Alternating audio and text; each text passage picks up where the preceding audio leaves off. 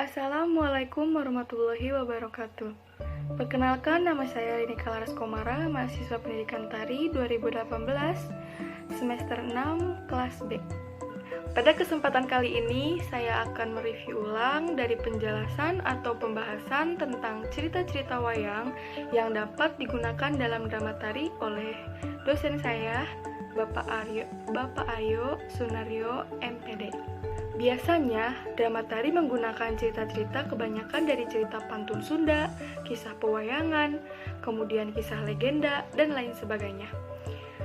Ketika kita mengambil kisah pewayangan, tentu saja kita harus memahami teks atau konteks wayang itu sendiri, baik struktur ceritanya ataupun cerita dari wayang itu sendiri. Baiklah, langsung saja yuk, mari kita simak penjelasannya. Epos atau epik atau wiracarita adalah karya sastra tradisional yang menceritakan kisah kepahlawanan. Yang pertama adalah kisah wayang yang bersumber dari kisah Ramayana yang dikarang oleh Empu Valmiki atau Walmiki dari India.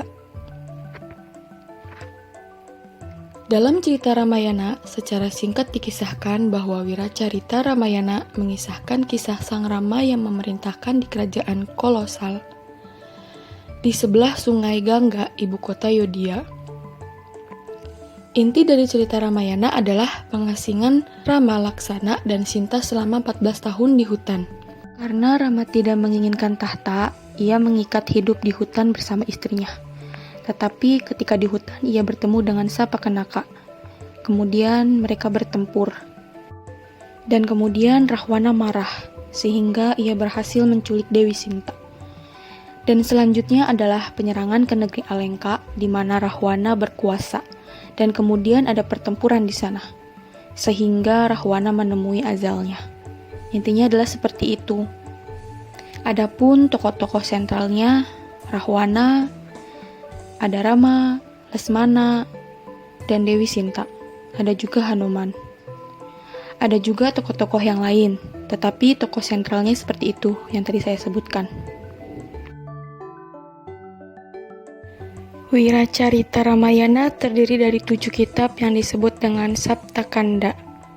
Urutan kitab tersebut menunjukkan kronologi peristiwa yang terjadi dalam cerita Ramayana.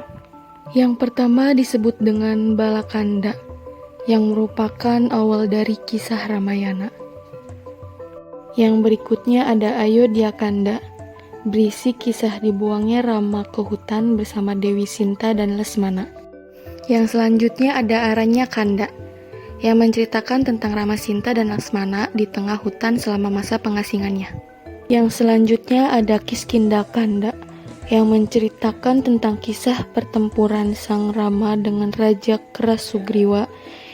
Sang Rama merebut kerajaan dari Subali, kakaknya.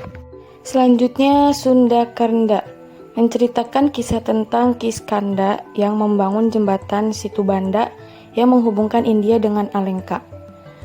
Selanjutnya ada Yudakanda, bercerita tentang pertempuran antara Sang Rama dengan pasukan raksasa Sang Rahwana.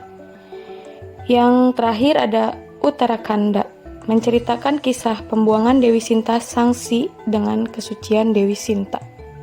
Yang kedua ada kisah wayang Mahabharata yang dikarang oleh Empu Vyasa atau Wiyasa. Mahabharata menceritakan perang antara Pandawa dan Kurawa untuk merebutkan tahta Hastinapura. Mahabharata disebut sebagai wiracarita terpanjang di dunia dan puisi terpanjang yang pernah dibuat. Mahabharata dibagi menjadi 18 kitab atau yang disebut Astadasa Parwa, rangkaian kitab yang menceritakan Mahabharata sejak leluhur Pandawa Kurawa. Ke-18 kitab itu yakni sebagai berikut. Yang pertama adalah Adiparwa, mengisahkan kisah pemutaran Pandawa Giri atau guru Drona yang menguji para muridnya. Yang kedua ada Sabha Parwa, menceritakan pertempuran Pandawa Kurawa dalam permainan judi yang akhirnya Pandawa harus mengasingkan ke hutan selama 12 tahun. Yang ketiga ada Wanaparwa, menceritakan 12 tahun pengasingan. Yang keempat ada Wirata Parwa, menceritakan penyamaran Pandawa di kerajaan Wirata. Yang kelima ada Udyoga Parwa, persiapan keluar Batara untuk mendamaikan Pandawa dan Kurawa. Yang keenam ada Bhisma Parwa, pertempuran awal di Kurusetra. Yang ketujuh ada Dronaparwa, pengangkatan Begawan Drona untuk menjadi panglima perang. Yang kedelapan ada Karnaparwa, pengangkatan Karna menjadi panglima perang. Yang kedelapan ada Salyaparwa, pengangkatan Salya menjadi panglima perang Kurawa. Yang kesepuluh ada Sauptika Parwa, pembalasan-balasan Aswatama kepada tentara Pandawa. Yang ke-11 ada Stri Parwa, ratap tangis para istri yang ditinggal suaminya ke medan pertempuran. Yang ke-12 ada Santi Parwa, perang batin Yudhistira karena tengah membunuh saudara-saudaranya di medan pertempuran. Yang ke-13 ada Anusasana Parwa, penyerahan diri Yudhistira kepada Bima. Yang ke-14 ada Aswamedika Parwa, pelaksanaan upacara Aswameda Yudhistira. Yang ke-15 ada Asramawasika Parwa, kepergian Destrarasta, Gandari, Kunti, Widura ke hutan untuk pengasingan. Yang ke-16 ada Mosala Parwa, kemusnahan bangsa Resni. Yang ke-17 ada Mahaprastanika Parwa, kisah perjalanan Drupadi dan Pandawa ke puncak Himalaya. Yang terakhir 18 Swarga Rohana Parwa, menceritakan Yudhistira mencapai puncak Himalaya dan dijemput untuk ke surga oleh Dewi Indra. Babat Maespati atau Lokapala. Di dalamnya terdapat ajaran tentang ilmu sastra jendra. Sastra jendra bisa dikatakan ilmu yang maha agung untuk menyelamatkan manusia.